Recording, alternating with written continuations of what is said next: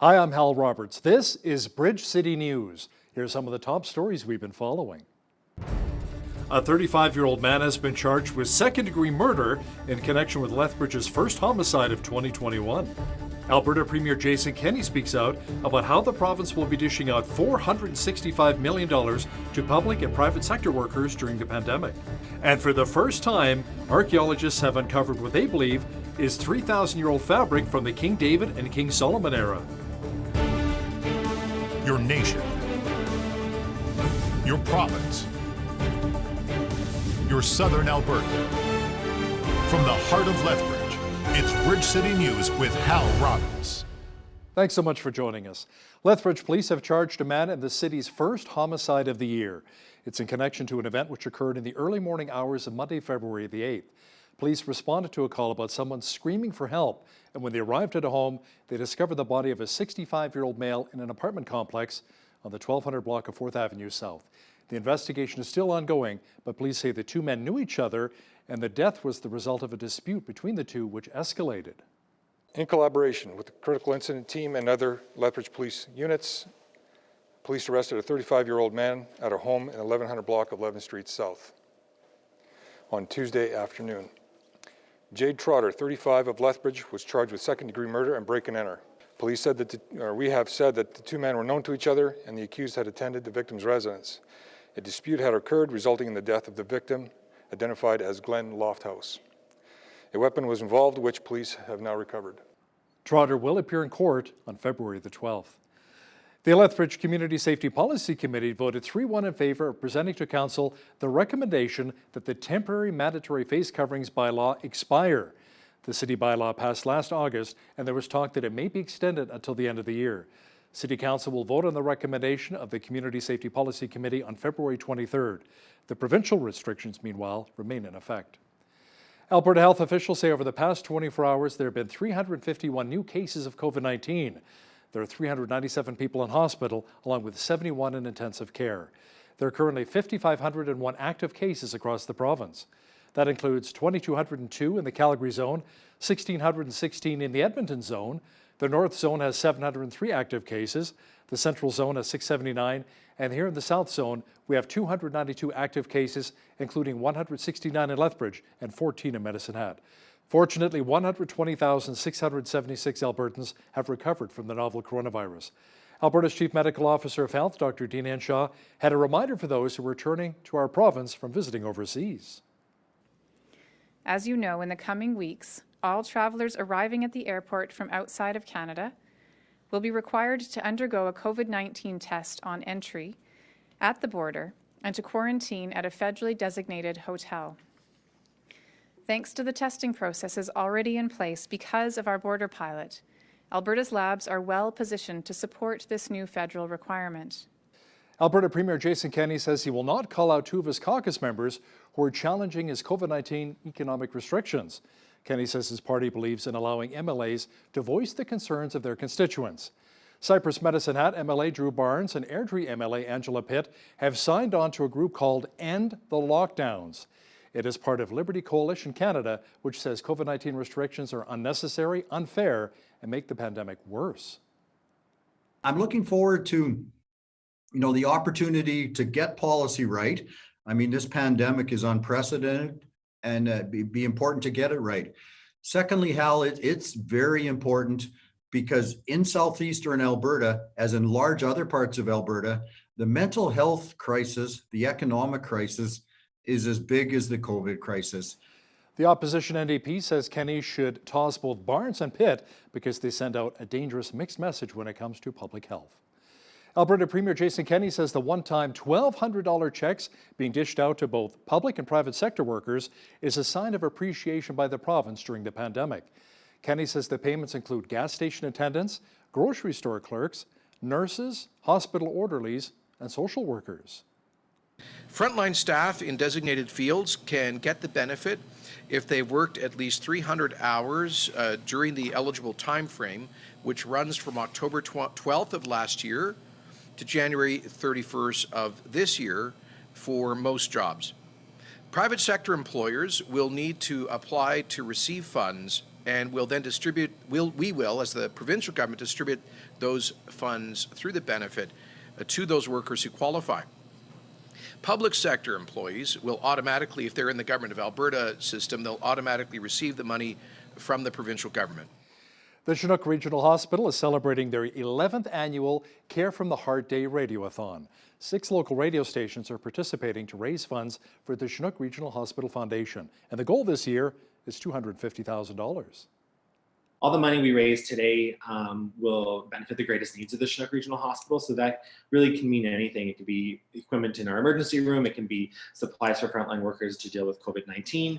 And it's the ongoing support of our renovation in the mental health area. So really there's no area of the hospital that isn't supported by donations like the ones that are going to come in today. You know, over the course of the last 11 years, probably, close to $3 million has been raised. So that's pretty spectacular. That's $3 million that stayed right here for the benefit of the Chinook Regional Hospital. This is a time where you all just come together. This is a time when you realize you're all on the same team and you're all working to get the same results on this, because we use the services of the hospital. The other radio stations use the services, right? And so we're all impacted by it. And I just think it's really one of our favorite times of the year, because it's so refreshing. You get to go and see everybody else in your industry, and you get to meet a lot of listeners and, of course, a lot of people in the community. To donate, be sure to visit the Chinook Regional Hospital Foundation's website.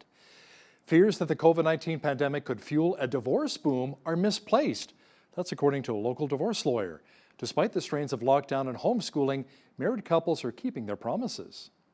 It's curious. I think there are a couple things going on. I think universally, most people acknowledge that there's been a heightened degree of stress and anxiety because of COVID. And so there's an assumption that probably is going to lead to more divorce. But every statistic I've seen says that's just not true. And my own experience is we're a very busy divorce office. And so we're always busy, but I haven't seen it extraordinarily different than it was a year or two ago. The Calgary Herald reported in August, divorce filings are 29% lower to that point than in the previous year, and 35% lower than they were in 2016. So my own suspicion is divorces are actually lower now than they were before COVID, although they're probably, without question, it's increased stress and anxiety in relationships, but for various reasons. I don't think that's turning into the tsunami of divorces that some divorce lawyers have reported.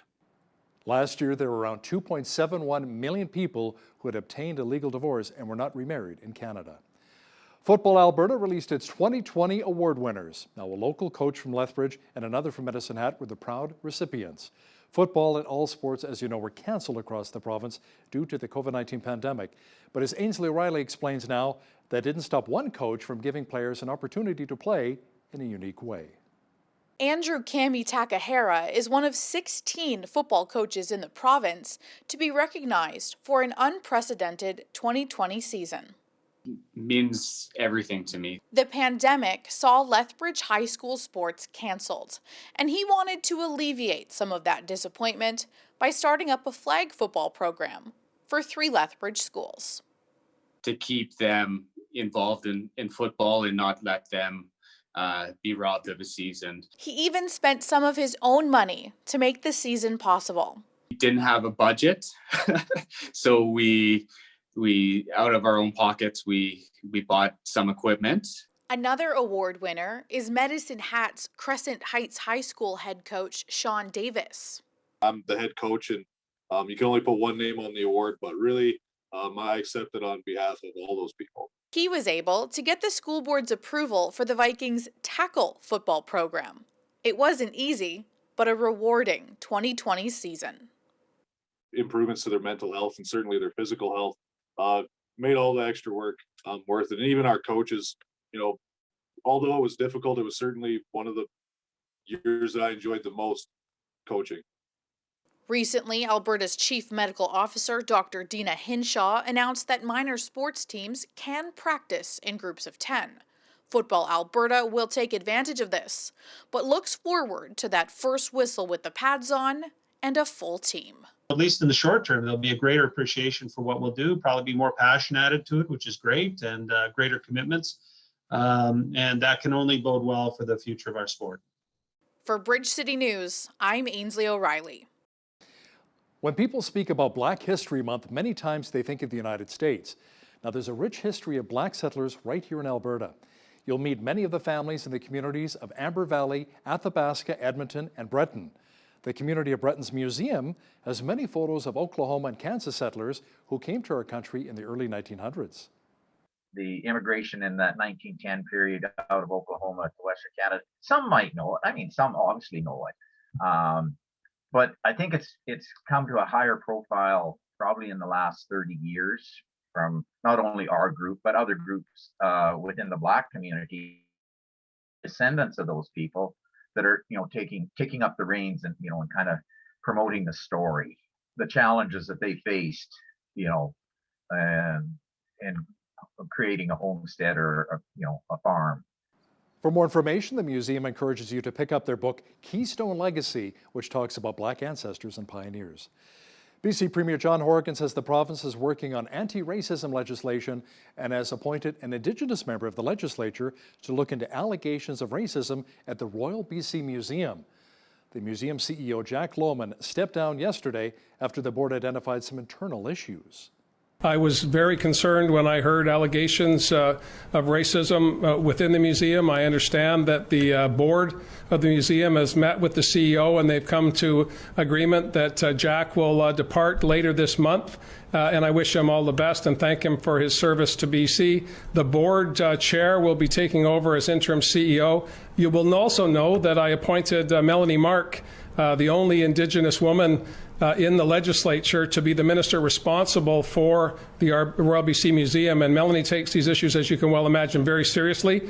She's working with the Public Service Agency to make sure that any of the allegations are fully followed up. And also, of course, with respect to Chief Tom's comments about legislation, we are working on legislation that we hope to introduce this year, anti-racism legislation, not just towards Indigenous peoples, but across the board. Clinical trials have begun for Saskatchewan-made COVID-19 vaccine. The Canadian Centre for Vaccinology says the first of 108 healthy adult volunteers received injections yesterday in Halifax. The vaccine is being administered in 2 doses, 28 days apart. Dubbed COVAC-2, it is developed at the University of Saskatchewan in Saskatoon. A manufacturing facility is being built on campus that could produce up to 40 million vaccine doses each and every year. Public health officials in Manitoba are pleased that new cases of COVID-19 keep coming down. The province reported just 57 new cases, along with 6 additional deaths related to the virus yesterday. Manitoba is also committing to buy 2 million doses of a prospective Canadian vaccine that's in clinical trials. Premier Brian Pallister says his government has signed with Providence Therapeutics, which operates in Calgary and Toronto, and started trials last month. He says it hinges on being approved for use in Canada. For the very first time, Israeli archaeologists have recovered pieces of fabric they believe are 3,000 years old from the time of King David and King Solomon. As we hear in this next report, the groundbreaking discovery sheds new light on the Bible from the book of Genesis to the Gospels. The discovery took place on this hill in southern Israel. Archaeologists found the royal color purple fragments in the Timnah Valley, and through carbon dating, confirmed the fabric had been preserved for 3,000 years. The real excitement was when Dr. Naama Sukenik, called me one day. She told me, well, we found this proof, the molecules of the color from the lab. It's true purple. True purple comes from an ancient sophisticated process using dye extracted from sea snails found in the Mediterranean Sea. It usually took a lot of work and thousands of snails, which made the dye sometimes worth more than gold. The dry desert conditions in the valley preserve the fabric. So we found in Timnah the argaman, the more purplish color, which is associated with kings. Also the priests and also the tabernacle. It provides an excellent background to the biblical record for this particular time. The region is mentioned a number of times in the Bible. The Timnah Valley is located in the Negev Desert in southern Israel, and it's also the area of the kingdom of Edom. In the book of Genesis, chapter 36, We hear about the kings of Edom that ruled over the land of Edom before Israel had kings. This land is also where Gideon defeated the Midianites. We hear in the book of Judges about the kings of Midian. When Gideon, he killed all the Midianite kings, the spoil is actually the purple, the argaman garments. So we really have a physical evidence. You can, touch the garment of an important figure, if not the king of these people 3,000 years ago. Wow, that is incredible. We could use some of that fabric to keep us warm here in southwestern Alberta right now. The extreme cold warning continued for much of the province today, but a warming trend, however, is on the way. A full look at the weather picture is coming up in just a moment. Every time I start up my vehicle, it makes a sound like, "What are you doing? Leave me alone. Let me hibernate for the winter, will you?" Jeanette Roche is here now with a complete look at the weather picture. Now, Jeanette, hopefully the extreme cold warning issued by Environment Canada will end soon and we can all get out of hibernation.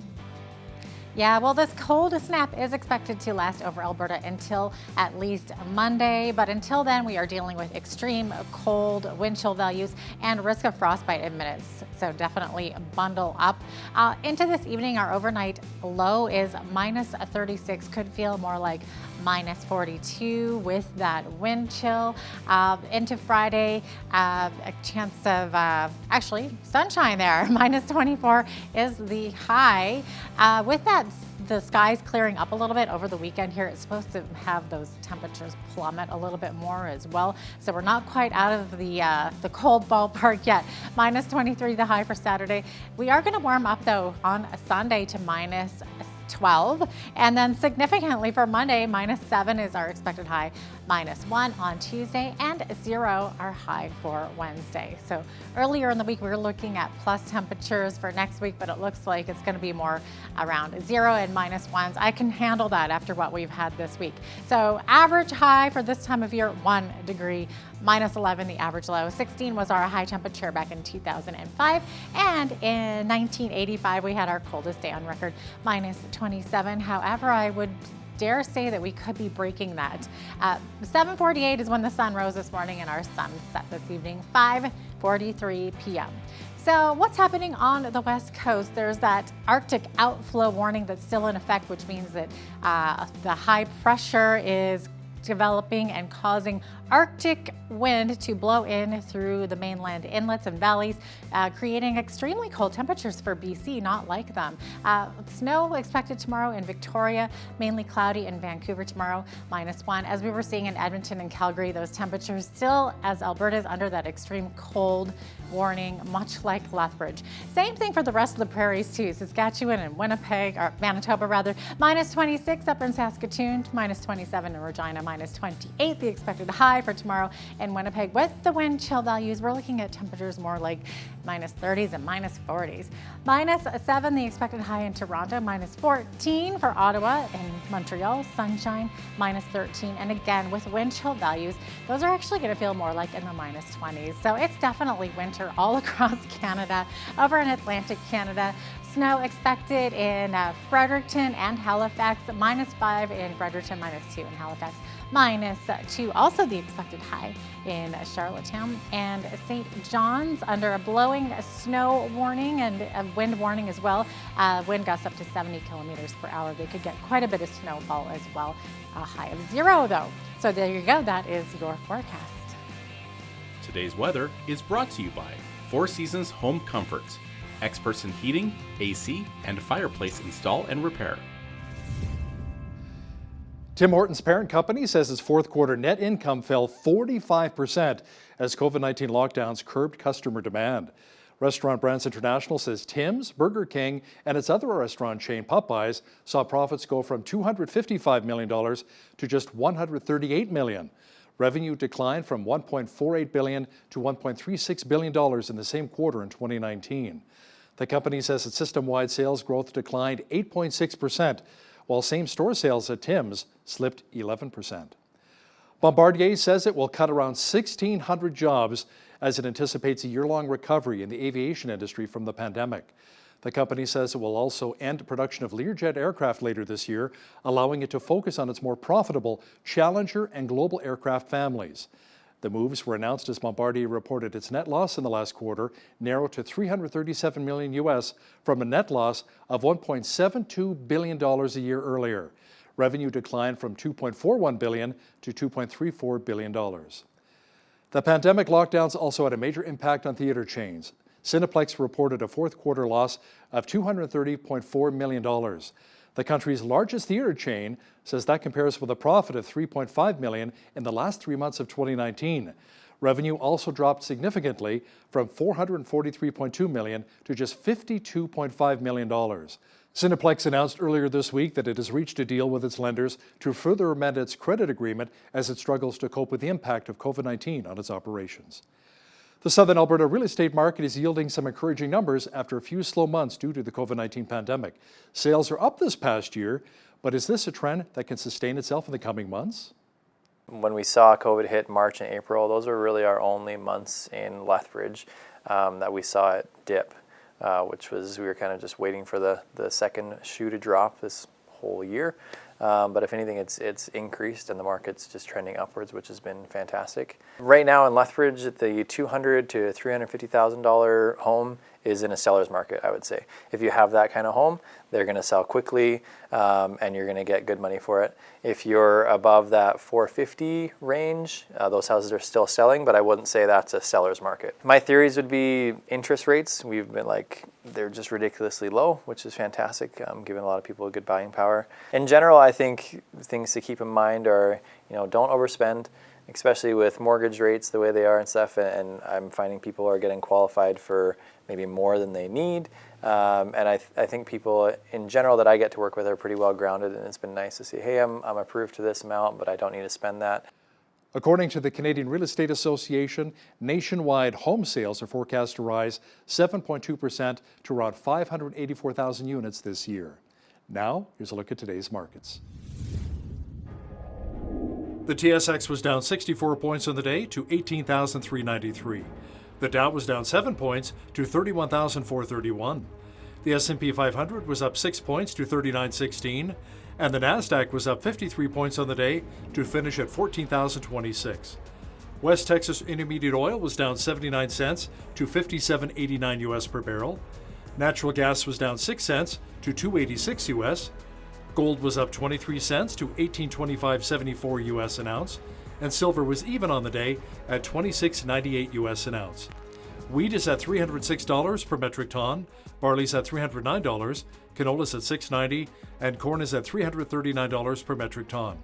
Live cattle were down 80 cents to $115.33, feeder cattle were down 35 cents to $139.15, and lean hogs were up 48 cents to $74.03.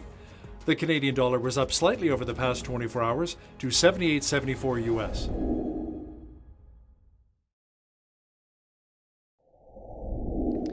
Recapping one of our top stories this hour, Lethbridge police have charged 35-year-old Jade Trotter with second-degree murder in connection with the city's first homicide of the year. Police responded to a call about someone screaming for help in the early morning hours of February 8th, and when they arrived at a home, they discovered the body of 65-year-old Glenn Lofthouse in the apartment complex in the 1200 block of 4th Avenue South. Trotter will answer to the second-degree murder charge in court on Friday. There is no reason Canadians returning from international flights need to quarantine and pay $2,500 in an isolation hotel. That's according to defense lawyer Ari Goldkind. Ari is outraged as he says Canadians' rights are being trampled upon, and he'll speak about it in just a moment. Joining me today to talk about some of the interesting issues and everything from the power of big tech, social media companies, to how Ottawa is dealing with COVID-19 restrictions is criminal defense lawyer and political commentator Ari Goldkind, joining me once again from Toronto. Welcome back to Bridge City News, Ari. Hal, always great to be on with you. News this week that the common-law wife of the Nova Scotia gunman who killed 22 people last spring has been named in a lawsuit launched by some of the victims' families. Now, we all obviously ache for the families, what they're going through, but I thought Lisa Banfield was also someone who was abused by the gunman. Can you really explain and share why she's being sued?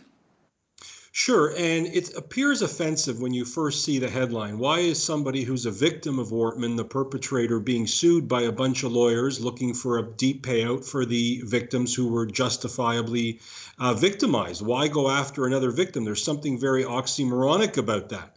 But the way the system works, and this is something to take people right inside baseball, when you're a plaintiff's lawyer, or even if you're a defendant or an insurance lawyer, you try and spread the wings of the lawsuit as far as you can. You look for every possible avenue to sue, every person who may be covered by insurance. You're looking for somebody that may have some peripheral responsibility that you may be able to collect from. It will take years to suss this out, but there is really nothing unusual about it, although it is, in my view, quite odious. Are there maybe some good reasons for her to bear some of the guilt? One of the arguments that the plaintiff lawyers make specifically in the Wortman case is that because of the artillery, the amount of ammunition, the kind of weaponry he had, the way he conducted his life, that she must have had some insight that he was literally a ticking time bomb. Now, if that part is proven, that's much more interesting to me as a lawyer or a citizen. If she knew he was planning something, not necessarily what it was or who it was against, but if it was something that she felt in her heart of hearts was more than, oh, he likes target shooting in our backyard. If she had that kind of inkling and that can be proven, she then opens herself up to a liability that I then think I don't have any problem with. Let's talk a bit on the issue of Canadians flying back to Canada after traveling internationally, some of the warm tropical destinations, which many of us can probably get away to right now, but they're being forced to quarantine in some of these high-priced hotels. Is this even constitutional? What are some of the legal challenges here? So this is one that has really annoyed me, particularly given my distaste for many aspects of our government, which seems to criminalize the behavior of people who don't commit crimes, snowbirds, people wanting a vacation. There's been no crime against that. There's no suggestion that an elderly couple that have saved for 50 years to afford a little condo in Florida deserve the attention of our government as if they're reprobates or people coming up into our border illegally that I assure you will never have to get tested or pay $2,500 of their own money to go into a hotel. And from a constitutional black letter point, one of the reasons that I think the federal government has not implemented this yet, they talked about it 2 weeks ago, they put out press releases, it was to get March breakers to not go down south, because then you'd think you have to come back and pay $2,500 for a Howard Johnson, no offense to Howard Johnson.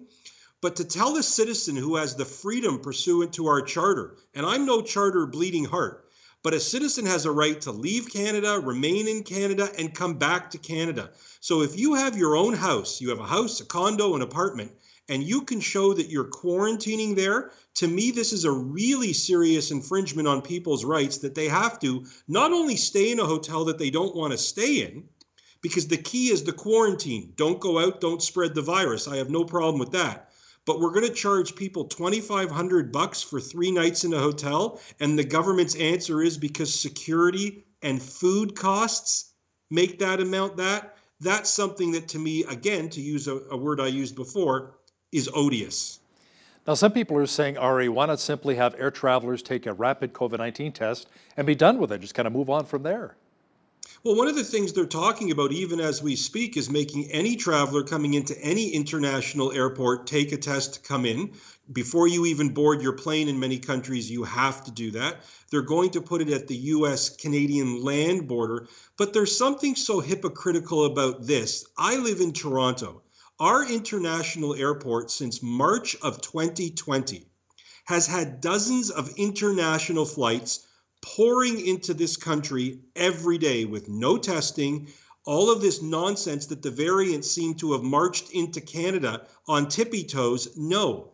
And now all of a sudden, ordinary average Canadians, not law breaking, not people who thumb their nose at COVID, not a bunch of yahoos at a nightclub, they're essentially being criminalized when quite simply, take the test at the airport, go home, have officers or peace officers check the homes for all I care, but to make people stay in hotels who may not even have that money, there's just something to me that reeks of that. Now, Ari, many Canadians believe that certain branches of government are going way too far and breaching our civil rights in order to protect us from the spread of COVID-19 and even the new variants. What are your thoughts on something like the Quebec curfew? It seems pretty harsh. Well, what a lot of Canadians haven't grasped or put their head around is just how powerful the emergency public health measures are in each province, or the Quarantine Act federally. You know, people are so used to you and I talking about the criminal law and, you know, you can't burst into somebody's house without a search warrant, or you can't arrest somebody because you don't like what their shoes are. If you look at these public health measures, and for good reason, I'm not criticizing them, they give peace officers, bylaw officers, public health officers, and police officers tremendous powers. The problem in their execution is that the governments at all stages, municipal, such as mayors, provincial premiers, and our fearless leader, Prime Minister Hypocrite, they never explain to the Canadian public why these measures are going to significantly affect COVID. If the science was revealed, if Trudeau and the premiers of provinces, the premier of Quebec explaining the curfew, I understand that more, but it's not like the virus goes to sleep between 10 p.m. and 6 a.m. That's where it gets into reasonable sorts of questions of what the powers should be. The problem is these powers that I just mentioned are so broad, the penalties are so significant, that if you can't afford a lawyer like me to march you into court and plead your case, a case that absent an emergency injunction probably isn't going to get heard till 2023, the Canadian public really doesn't have much choice. So while I'm pro restrictions, while I understand masking, while I understand keeping long-term care homes safe, which is really where this should be focused, the elderly, we have based everything with COVID on a death toll. We have forgotten everything else that affects people's lives. The curfew I had an issue with, the stay-at-home order in the province of Ontario, I had an issue with, but Premier Ford did it differently. He didn't sort of say, I'm going to arrest my way out of COVID. He just said to people, if in doubt, don't go out. Now let's talk about social media and big tech for just a moment here, Ari. The power these companies yield is quite sobering. What can be done to protect democracy and free speech rights for both the left and the right opinions on social media? Well, I think even in the premise of that question, there's a misnomer. There is no issue with the left speaking freely. The left can say whatever it wants about whoever it wants, whenever it wants, as viciously as it wants. And I don't mean center left and center right. I mean the far left. We're told that you can't talk about certain issues in this country if you talk about immigration, if you talk about crime. Because of even what happened on January 6th south of the border, you can't even be a conservative anymore. What is Aaron O'Toole now? He's essentially Justin Trudeau without the looks. That's a problem when we talk about the freedom of speech issue, because right now, and I'm not even saying I'm on the left or right, my politics don't matter, but the threat from big tech, which people should understand, big tech is run by people who are far left. That is Silicon Valley. They are literally now much more powerful than governments. So when I hear some people say, well, it's private companies regulating Trump, it's private companies, they can do what they want. When a private company gets to a position that they can more powerfully dictate the discourse, dictate policy, dictate what is safe to talk about or not talk about, or I'll use this term, to dictate what trends, that's much more powerful than a government. And my view, and I feel upset about my view, is that nothing is going to be able to stop big tech. They are destroying democracy. They are destroying elections. They give what are called in-kind donations. 99% of people don't know what that term means. They think I'm talking about an in-law. You have to disclose in an election. If I give you, Hal, you're running for office, $500, I have to disclose that, and there are maximums. But if I'm big tech and Twitter, and I want Hal to lose, I can change, as Google and Facebook do, my algorithms so that Hal and his platform disappear. That's how strong a rebuke we have to freedom of speech now, and it is not two-sided. It is saying there is only one position, and anything else ends with the term ism or ist. And that is dangerous. You know what's really interesting, as well as some of the interviews we've done, COVID, we've talked to some doctors, some other specialists, epidemiologists who maybe didn't agree with the majority. We posted those videos on YouTube. They were deleted, and we were banned from YouTube for about a week or two. So we had to put the videos elsewhere on other platforms, BitChute. And remember, and some of the other- Google owns YouTube. People forget that Google owns YouTube. YouTube is not its own company. It's owned by the most powerful company, Google. And remember, science, which you're told there is only one way. And again, I am a big believer in science. I'm not getting into my view. But the whole idea of science is that it's not perfect. It's constantly being challenged by dissenting opinions until we get to a consensus. How will people ever trust science if you're told that there can be no testing of said science? Yeah, and cancel culture is rampant right now in our society. Really have to watch for that. Ari, what can be done legally to protect privacy rights of Canadians from the social media giants? Much of the public doesn't even realize that some companies have access to their personal photos, their text messages, and can sell their information to other people. Not only can they do it, that is literally how they monetize many of these apps. Many people think they're going on to TikTok to do stupid videos that go far too viral. Many people, when they are accessing an app, you'll get that quick message that says your phone, if you agree, will access X, Y, Z, A, B, and C. People don't give a second thought to privacy anymore. So I'd love to give some grand answer as to how it could be stopped and how we can get big tech to not use your information for nefarious purposes. That horse has left the barn. That genie has left the bottle. There is literally no answer I can give you unless I wanted to do mental gymnastics that can put a stop to Facebook, Google, the TikTok, which is, again, remember, held by a foreign company. We know and in a foreign country that we know is not our friend. These are all issues of privacy that Canadians essentially, because of our own addictions to our own devices in our hands, we've thrown out the idea of privacy. Now, certain companies are crossing lines, but certainly the tech companies know exactly how addicted we are to giving up our privacy. And never give up our phones, right? That's one thing, we're very addicted to. Because it's not just a phone anymore, it's a computer. I mean, it is so much more, right? I mean, it's incredible what you can do with your phone these days. And not only that, Hal, remember, if you listen to anybody who's left Google, they will tell you that the way they deal with these apps and create them is specifically to affect your brain to make them more addictive. This is not happening by accident. And think through the last year in COVID, tying into your questions about COVID, think through the effect on children and teenagers' minds for the last year when all they've been doing for 1 year is staring at stupid screens, looking at stupid apps, and playing stupid video games. The idea of reading a book makes me sound like the 47-year-old that I proudly am. Ari, so what can the Canadian government really do to protect us from a lot of these social media giants? So not only is the Canadian government not protecting us from these giants, the Canadian government is in bed with these tech giants. Now, what does that mean? Look at any list of donors to the various political parties, particularly the Liberal Party. These are the most well-influenced lobbyists. These are the largest donors, particularly if you're looking in the United States.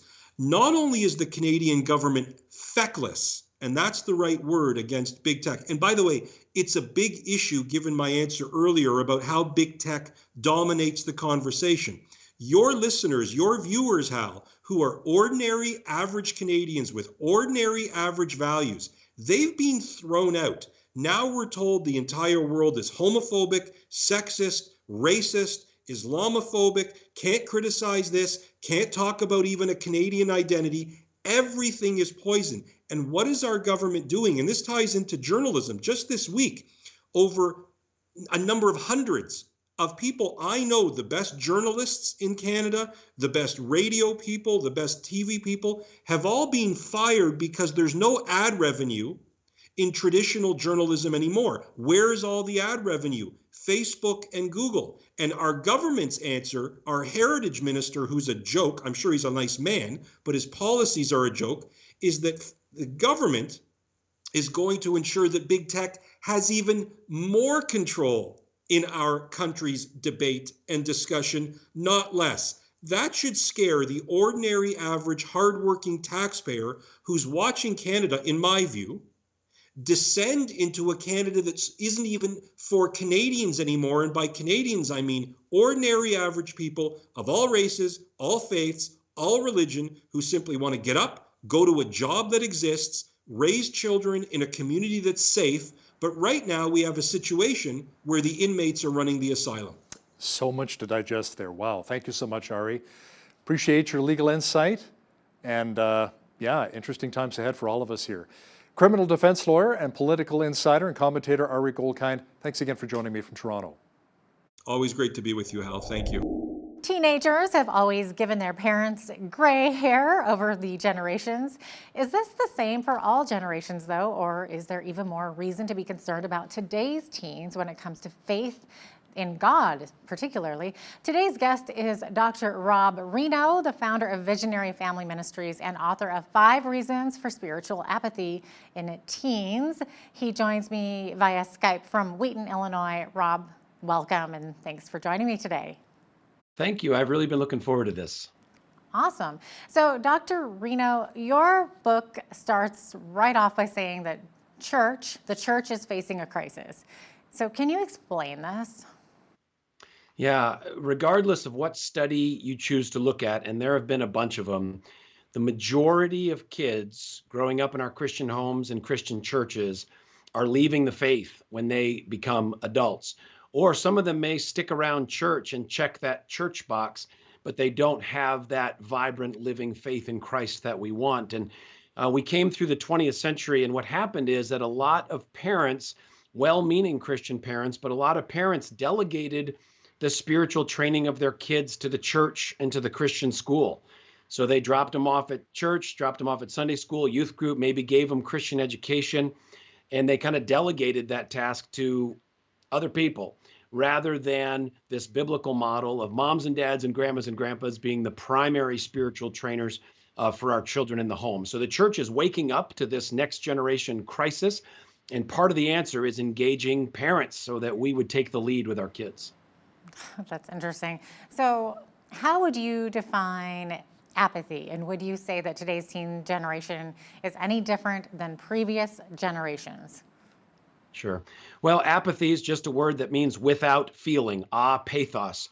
So the number one word for a teenager that's apathetic is whatever. Okay, so whatever about school, whatever about family, whatever about spiritual things. You ask them to pray, or you say, hey, can we go to church? And it's a lot of eye rolling and sighing. They just seem kind of disconnected. Now, your question about, has this always been the case? You know, the gospel advances through the world generationally. That's the way God fills the earth with his people. And so Satan and the demons understand that. So they attack the parent-child relationship so ferociously. They, 4th grade, 5th grade, 6th grade, moms and dads, set your timer. You can be sure that there's going to be spiritual attack on your relationship with your kids because the enemy does not want you passing your faith to the next generation. That is scary. Now, Rob, you have some personal experience with going through challenges as a teen and as a kid yourself. So can you share a bit about your situation as a teenager? Sure. Well, we're also going through challenges as a parent. My wife, Amy, and I have been married 26 years together. We have 7 children, ages 23 to 7. So I've got 1 married, I've got 2 in college, I've got a high schooler, a junior higher, a 5th grader, and a 1st grader. So we're living this, right now as we're raising our own kids. But yeah, growing up, my mom was the first Christian in our whole family tree. And she came to Christ when I was a baby, when I was 3 months old. So when my parents got married, neither one of them were Christians. My mother was my father's 4th wife. My father was my mother's 2nd husband. So they just came from a lot of background of brokenness. And then when I was 15, my parents got divorced. After my mom became a Christian, my dad kind of thought that my mom had become like a crazy religious person, and he doubled down on his atheism and on his secularism.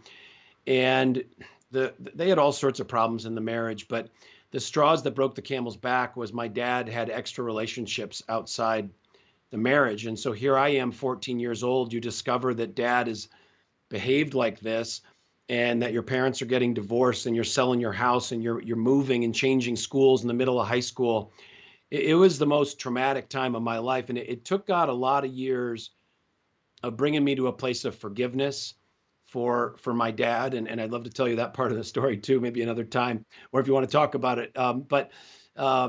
It took God a lot of years of bringing me to a place of healing through that. But God did use that really dark time in my life to give me a heart for families and to give me a heart for other teenagers that were going through difficult things. And that's how you started your ministry? Right. Okay, excellent. Maybe talk a little bit about what you do in your ministry. You work with teens, like, is it a daily, weekly? Sure.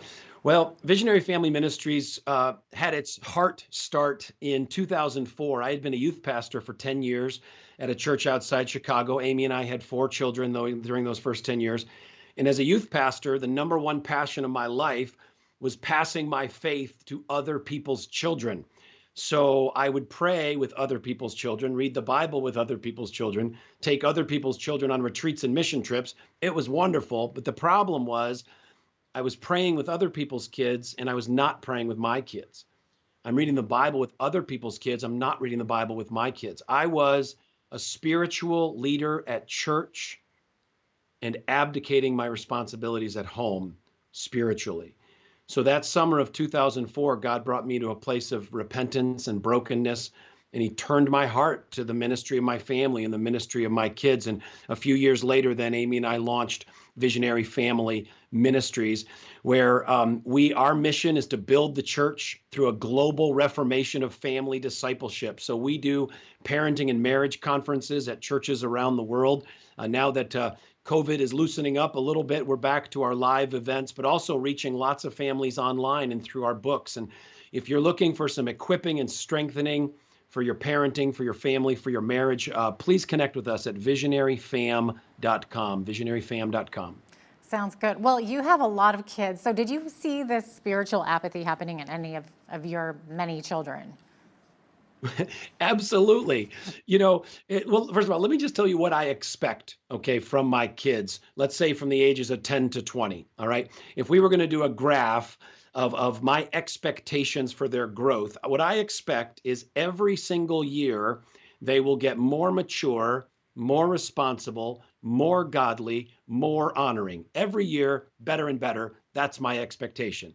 Now, I ask parents around the world, how many of you from 10 to 20 had a graph like that? How many of you for every year, 10 to 20, you just got more and more mature, more and more godly, more and more responsible? And of course, we all shake our heads. We say, no way, right? That wasn't me. I was up and down and up and down and up and down through this incredibly difficult time of life. So part of what we have to do as parents is if we expect this slow, steady, wonderful maturity, we're going to be sorely disappointed. So raising teenagers, a wonderful 10 years is 2 steps forward, 1 step back, 2 steps forward, 1 step back. And boy, if you do that over and over again for the rest of your life following Jesus, you go forward. And that's been our experience with all of our kids. Yeah, I was going to say those are really high expectations, especially right, for, it's ridiculous. Yeah, especially for teenagers, where the teen years are so volatile. You got all those raging hormones and all kinds of things happening in their bodies. Never mind trying to spiritually grow as well. So you say that parents need to be realistic then about their teens, right? Yeah, be realistic. And I'll give you an example of like my own hypocrisy, okay, as a dad. I will say to one of my children, I will look them in the eye and I will say, I don't expect you to be perfect. I expect you to make mistakes. Right? That's a wonderful thing for a father to say. Then an hour later, when my teenager does something wrong, I look at them and I say, I can't believe you did that. Right after I just told them that I don't expect you to be perfect and I expect you to make mistakes. But you see, here's the key ingredient.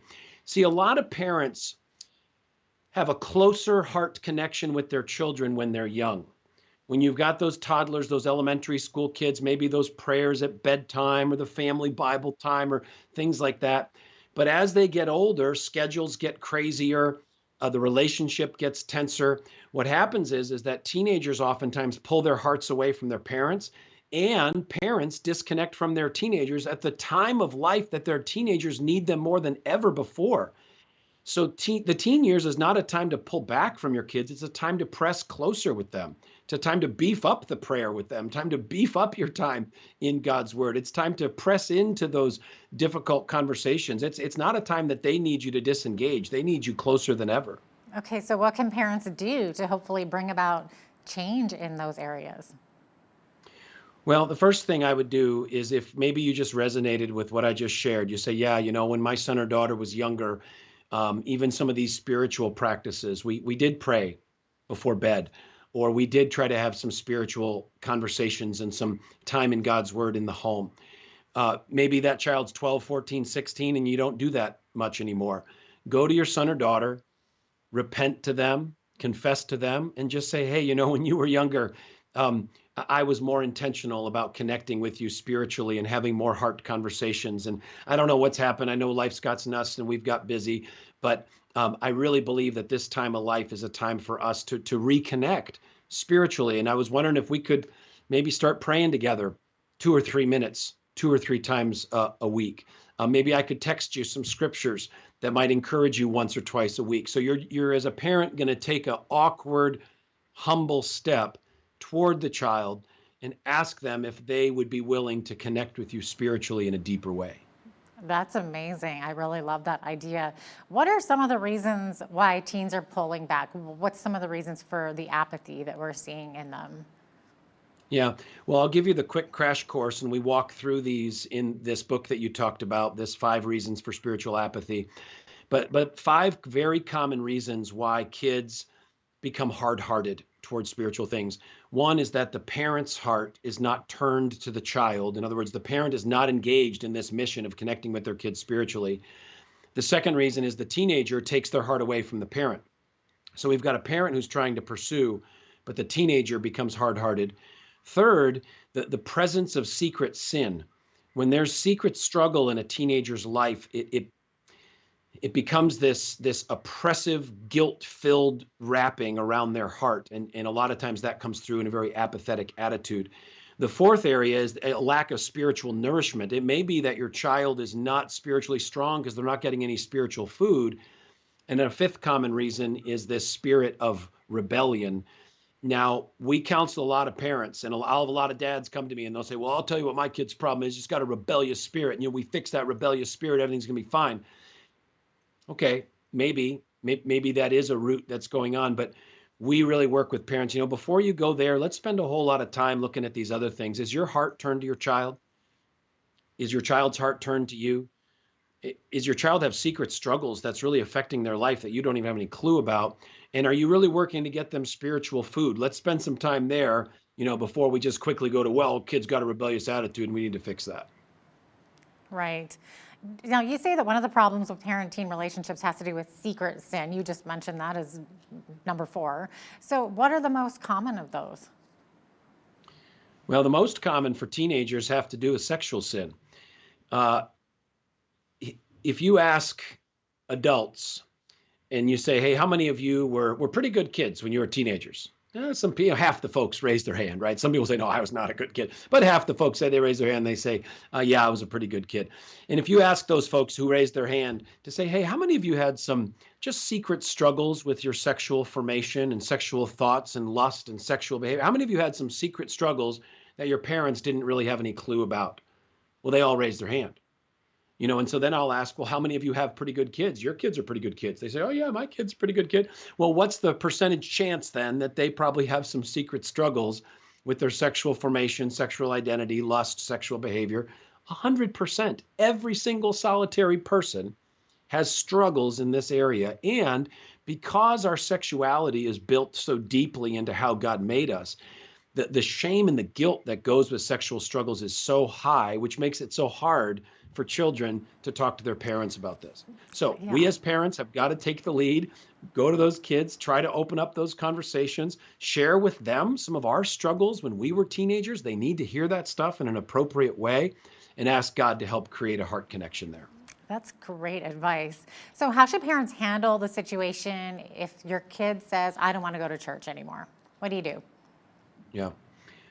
Well, first of all, it's a really sad situation. And I would encourage parents to ask for the Lord to give you his heart toward the child, because when a child says that, a lot of parents, our instinct is just to be very angry and to be very harsh. When the reality is that your child is really struggling and suffering spiritually. They are not in a strong place in their relationship with God, which is really, really sad. Now, what we counsel parents to do, and this is a general advice because there could be a situation where I might counsel otherwise, but generally speaking, we encourage parents to say, listen, part of the deal of living in our house is that our family attends church. This is part of what we do. So when the day comes that you are on your own, you will no longer be required to come to church with us. And we also don't expect you to come to church doing cartwheels and, being happy and thrilled to be there. But we do ask you to come with a pleasant attitude. We do ask you to come and be present, to not make this a negative situation for your siblings. But the mistake that parents make is they say, okay, I've got a child who doesn't want to go to church. They think that requiring or forcing the child to go to church solves the underlying problem. It doesn't solve the underlying problem. There are some spiritual roots and some spiritual brokenness. The child needs relationship with mom and dad. The child needs time with mom and dad, where mom and dad are saying, hey, listen, I totally understand that church isn't a place you want to be right now. I totally understand that, even faith in God might not be something you're interested in right now. Can you talk to me about that? Help me understand. What are you thinking? What are you feeling? I really want to understand. Now we're doing the heavy lifting spiritually with the child, and that's so much more important than you need to go to church because you're a part of this family. Your book has so much wisdom in it. It should probably be in the hands of every parent out there. Rob, thank you so much for being with us today. Dr. Rob Reno is the author of 5 Reasons for Spiritual Apathy in Teens. We appreciate having you on. Thank you so much. Absolutely. I'm Jeanette Roche on behalf of all of us here at Bridge City News. Thanks for watching.